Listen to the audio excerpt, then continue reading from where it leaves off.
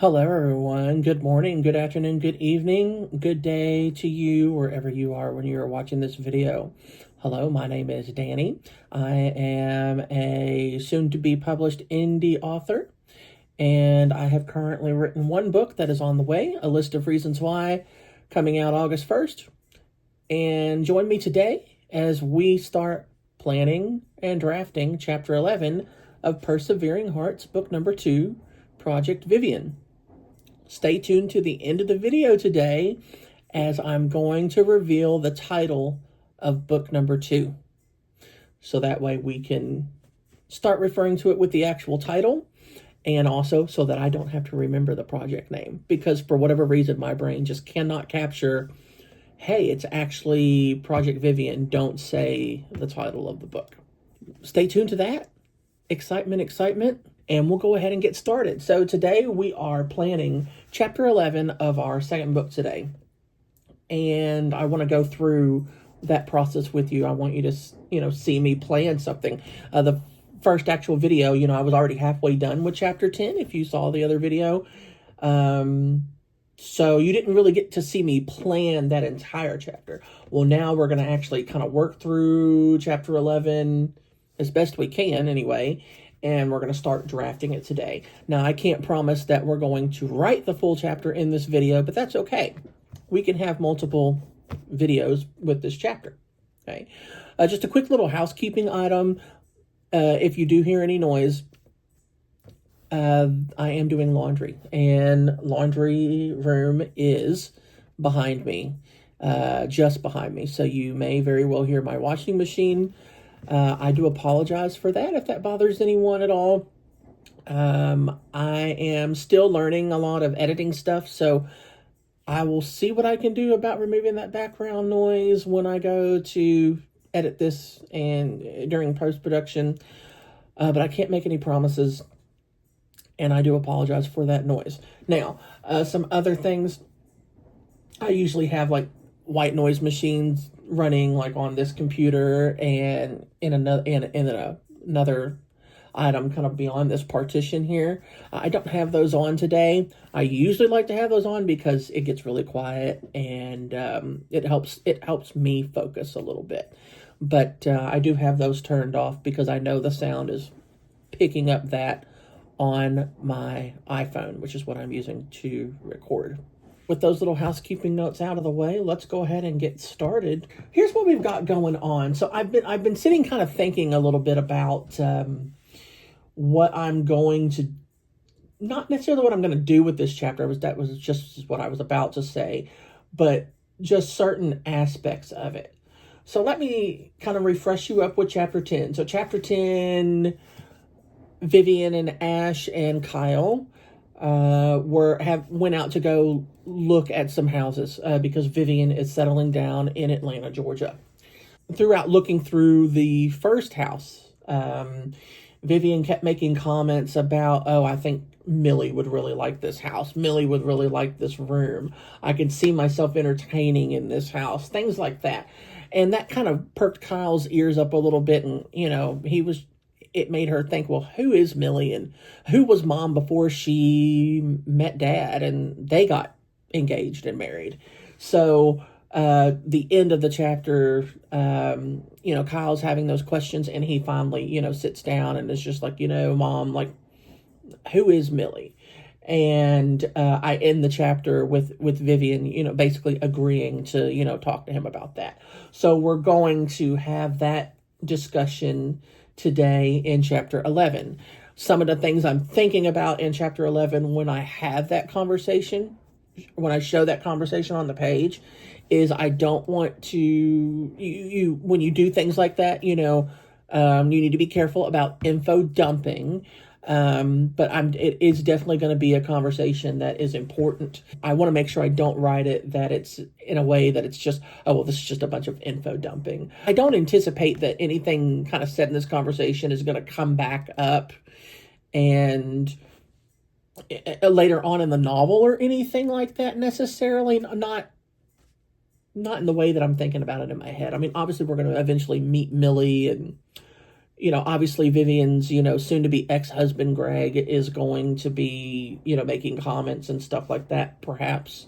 I don't know. I haven't thought that far ahead yet. We'll have to wait and see with those chapters once he's back in the picture on the page. The main purpose of this conversation is to really get Kyle to at least start to understand where Vivian is now, as far as like in her mind, why she was the way she was as a mother. And so that's what the purpose of that conversation is. And it's also to really get their reconciliation really going and starting to mature, I guess you could say. They've already started like a reconciliation journey a little bit. Obviously, this conversation is really going to jumpstart that. So that's like the very first thing that's going to happen in the chapter. So, I'll have to dedicate, some space to that. Every bit of 500 words, I think. It could easily be 1,000 words. It just depends what all gets drafted and what all I think they really need to cover. I'm not going to sit here and plan out like the individual beats of the conversation. I'm not that much of a plotter, and I don't want to be that constrained. I want to explore it as it happens. So the conversation between Kyle and Vivian is going to be like the first beat of the chapter today. Then I'm not going to show this, in super detail or anything like that, but Vivian is going to go ahead and start the divorce process. I say start, but I have it on my scene card is that she officially files for divorce. So that's probably going to be something that I at least mention. I'm not getting super technical into that process. So this is kind of where I'm doing some thinking today before I start doing some drafting. So Vivian has 2 sons. If you need a refresher, her oldest son is Kyle, and then she has a youngest son, Derek. Kyle, she's stayed in touch with mainly because Kyle is kind of being a little bit performative and wanting to stay in the good graces with his parents. So he's always kind of kept in touch. Although, he would rather interact with them with as little as possible. And this is, of course, when it was Vivian and Gregory together in Nashville. Gregory being the way he is, Vivian obviously needed to escape that. So now Kyle and Vivian are starting to be on some common ground, and which is another purpose of this conversation, that they're going to be able to relate to one another a bit. I hope that's the goal. Eventually, some discussion between Kyle and Vivian is going to occur about whether or not she should reconnect with Derek right now. A little bit of information about Derek. Derek was kicked out of the house. You'll see that in the first book. That is done by Greg. The last time that Vivian saw Derek was the day that Derek left for college. Because of Greg, Vivian is basically estranged from her youngest son. That's Derek, who's one of the main characters in the first book. And then there's a relationship between her and Kyle, but it's very business-like. It's very, scratch my back, I'll scratch yours. Kyle's playing the part of being, the obedient son, and Vivian, as we're going to learn, has been playing the part this entire time of being the obedient wife. So whatever Greg says goes.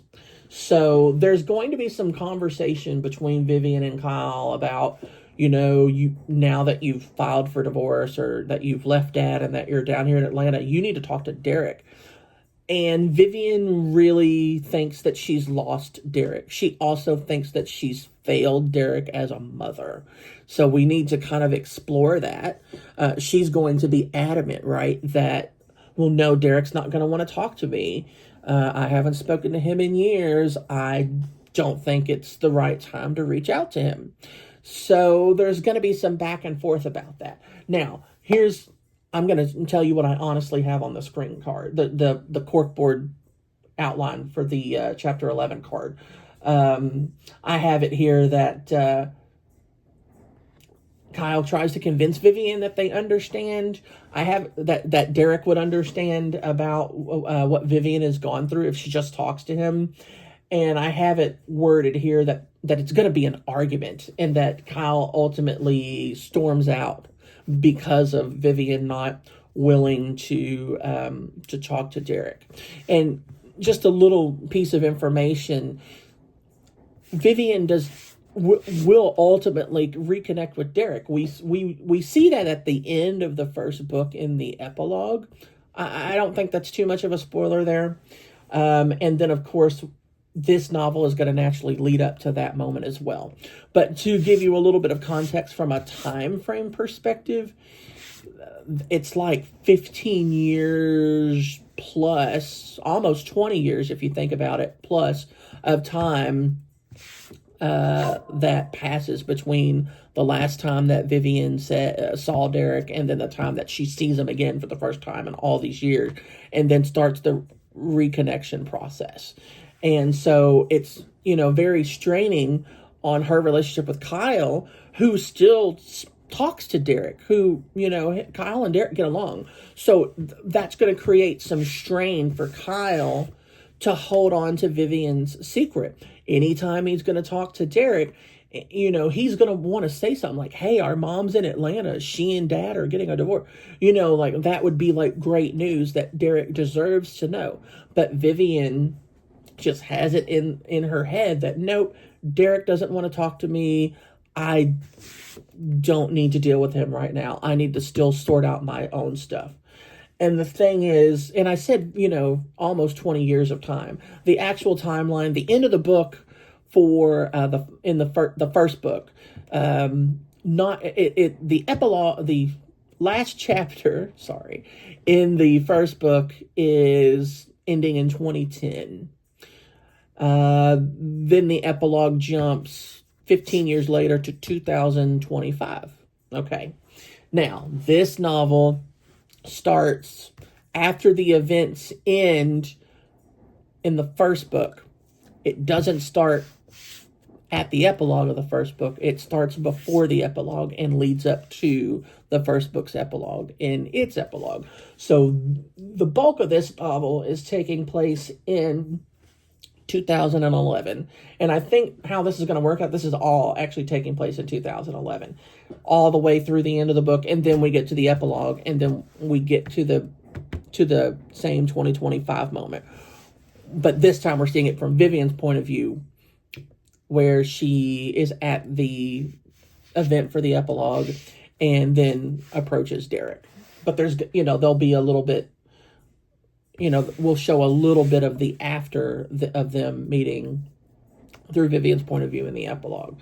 That's the plan for the epilogue. We still have a big time dump, and perhaps I can try and explain through Vivian's point of view and rationalize as to why she had to wait all those years. So it's more like a 15-year jump in the first book, and then in this book it's like a 14-year jump basically. But between the end of the book and then the epilogue. However, Derek, again, remember, the last time Derek and Vivian spoke and saw each other was in 2006, right when Derek was about to start college. And so 2006 to 2025, I mean, that is essentially that's 19 years. So for almost 20 years, right? So there's a lot of time that they haven't spoken, but just Vivian just has it in her mind that Derek doesn't want to speak to her. That's kind of the thought process that I have. Now, is that realistic? Do I think Kyle as a character would try to really push them together at some point? Maybe, but I don't know. I don't know if I would. I don't know how that would work, because I feel like in this book, we need to keep Derek basically off screen. I'm not saying he's off page, because he is brought up, but I am saying that it wasn't in the initial plan for Derek to have it actually was in the initial plan for Derek to have a point of view in this novel, but he and see what he's doing. But that changed. I took that out, because that wasn't going to work. But long story short, there's my current plan that I have may change, and it may change my outline. We're getting to the point in the novel where, decisions are going to be made. But again, it's that overthinking part. I have it in my mind that Vivian is just absolutely adamant that Derek doesn't want to have anything to do with her, and that she just cannot understand and process when Kyle says to her, no, if you just talk to him, he'll understand. And just for whatever reason, there's like a mental block there. So I have to look into that. But what I was trying to get at was, I had it in here that Kyle and Vivian were going to argue about her not wanting to talk to Derek. And I have it in the corkboard outline here, that it says he storms out. And then Vivian has to just go and be on her own for a little bit, and she leaves. And then she confides in Millie and that sort of thing. But it leads to a moment where Vivian and Millie start to reconcile their relationship a little bit. There was a moment previously in the novel where Millie is kind of hopeful with Vivian that maybe they can kind of start to get back together, and Vivian directly is just like, it's not the right time. Now is not the time. I'm not ready. So I think with this chapter, we're going to start, I do intend to start kind of moving that forward. There's some things I've got to figure out with Kyle as a character. So before I can do that to draft, you're gonna see my process of doing that. So I'm gonna start with my ChatGPT, which today my ChatGPT is over here on my laptop computer. Again, I've addressed how I utilize AI in my writing process in my first video. So if you would like to refresh yourself on what that is, you can go back and watch that first video. I do address AI usage. So I'm going to talk to ChatGPT about Kyle, and you're going to see me do that in real time, and we're going to talk about what ChatGPT says. Good morning. I am starting to draft chapter 11 of the novel. I would have said the name of the novel. I'm going to say, here is the scene card. Or here's the corkboard. That's how it knows it. Here is the corkboard outline for chapter 11 as currently planned. I am not sure whether or not it is accurate for Kyle as a character to argue with Vivian to the point that he gets mad. I also feel like it is complicated for him to hold on to keep the information about Vivian moving to Atlanta and leaving Gregory from Derek for all of this time just because Vivian insists. I can't help but think that either he'd eventually convince her or that he'd somehow plan to force them to be together. I've explained my issue with Kyle, holding on to withholding the information about Vivian being in Atlanta, and that she's going to leave Greg, from Derek for all these years. This is from 2011 to 2020, 25. And I've said to ChatGPT here, I can't help but think that either he'd eventually convince her to talk to Derek, or that he would somehow force them to be together in proximity, and then force her to confront, what's been going on with Derek. And I've specifically said, my last statement here is facing a little bit of planning crisis for this novel, because I always thought book 3, which I have said in my prior videos, was going to be Vivian reconciling with Derek, and maybe it shouldn't be. So this is one of those, you're seeing one of the pivotal moments of planning. So for me, the planning for this novel never stops, because as things evolve as you write, at least for me, as things evolve as I write, things change. So my process is I have a very rough outline that has to be flexible because things will change, but also because of my process of, if things change enough, what I might have planned for the next book in the series after this one may also have to change. And it could be okay. This book could be Vivian reconciling not just with her oldest son, but her youngest son, with both of her children. It could do that. How much of that would I want to show? Would have to see. And it may very well mean that we may have to have more chapters and, so on and so forth.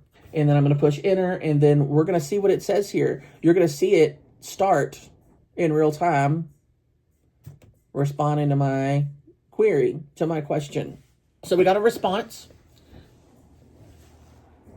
Okay, so here's something that ChatGPT has said. It started out with, I think you're correctly identifying a deeper problem, but I don't think it's the one you think it is. Okay, let me take a look and see what it says here. I'm not going to read all this to you verbatim. I am scrolling. Let's see. Okay, so let me go back up here. So again, it's not this but that, in the form of, the issue isn't would Kyle get mad. The issue is, why is Derek still absent from the story? No, you should know why Derek is absent from the story, because his point of view was getting in the way. And he's not really all that absent.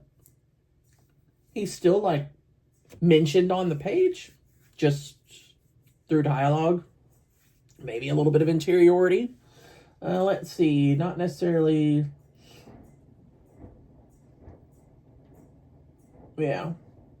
I mean, and ChatGPT agrees, because if I'm being faithful to the characters you've written so far, I agree with you that Kyle would eventually reach a breaking point. Not necessarily, Mom, I'm telling Derek whether you like it or not, but more, Mom, this isn't sustainable. Interesting. And now it's just saying, it's just kind of giving some more reason. Kyle knows Derek, and Derek isn't Gregory, and Derek has spent years believing that his mother chose Gregory over him. I thought I had a problem. Maybe I don't. We'll have to see. I think there's still a problem. Kyle can only acquiesce to keeping this information from Derek for so long. So we'll have to see. And it says here, in fact, Derek learning the truth might make things worse initially, because now he's got to process, if Mom loved me and she was trapped, then why didn't she just fight harder? Yeah, it's not that simple, is what ChatGPT is saying. Yeah, of course, the years of resentment and blah, blah, blah. Now, it says here that book 2 could absolutely include Derek learning the truth, speaking to Vivian, Derek being angry, Derek refusing reconciliation, and book 3 still be, okay, now what? And I just had a big old epiphany. Kyle could ultimately decide, you know what, I'm staying out of that fight between you and Derek. I'm staying out of that. That is up to you, and I'm not asking any questions. I could see Kyle doing that. So maybe that works. So maybe that's my answer there. Maybe I just solved my problem. See, sometimes it could be something so simple as talking it out. I'm basically asking, is it believable from a character standpoint that Kyle would just say, you know what, that's your fight to have. I'm staying out of it. You take care of that. Because that's an easy solution for me, like I was just saying. But I want to see if ChatGPT thinks that's believable to the character. I think that is. I absolutely think that that's believable to the character. But sometimes I like to validate myself with my little writing partner here. And it is responding. And that's more believable than Kyle storming out. Perfect. Okay. It started to give me some dialogue suggestions. I don't like it trying to give me suggestions with dialogue necessarily. Although sometimes it does mention something, I'm like, ooh, that could work or something like that. So I think we have our answer. So great. I get to still stay in my lane. So if I'm going to update my scene card now, or not my scene card, but like my corkboard outline. Okay, so Kyle gets frustrated and ultimately tells Vivian that it's all up to her and that he's staying out of it. I still think Vivian maybe could leave on her own and leave and try to figure this out, and then she could still confide in Millie and all that. Okay. So no, we do not have a planning problem. We just needed to make sure we were on the correct course. And we are. That being said, we could still, in our epilogue, still have some sort of moment between Derek and Vivian. But the epilogue is meant to end on like a happy note. So I think we've got a good idea for what we're doing with chapter 11. So at this point, like sometime I could go through and maybe try to do an actual like outline of the actual chapter. But other times I may just start drafting. I think what we'll do is we'll actually go ahead and stop our video here as a planning section video for chapter 11. And then the next video will be me actually drafting. So thank you so much. Don't forget to like, comment, and subscribe. Hit that notification bell. Check out my Instagram if you're interested. Check out my Substack. Those links are in the description box below. Thank you so much for joining me today. And we will see you in the next one. Take care. I forgot to tell you the name of the title for Book 2. Book 2's title name is A List of Names for Vivian. Now we're done with this video. Don't forget to like, comment, and subscribe. Check out the links below. Thank you so much for being here. I'm glad that you're here. I will see you in the next one.